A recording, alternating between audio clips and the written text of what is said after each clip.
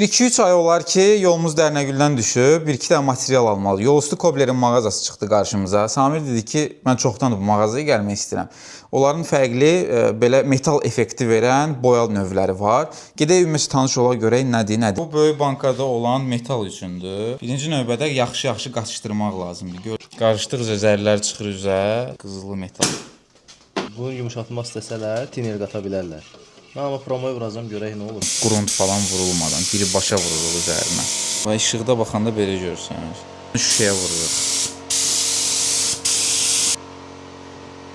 Keçirik digər 4 dənəyə, hansı ki sırf taxta üçün nəzərdə tutulub. Və bunlar da taxta üçün olanlardır. İndi 4-ündən birini seçək görək. Yoxlayaq bax bunu.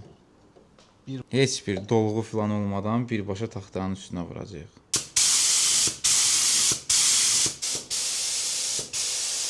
On dəqiqə olar vurmuşuq, qupqurudur. Üzərində işləmək olar bunun.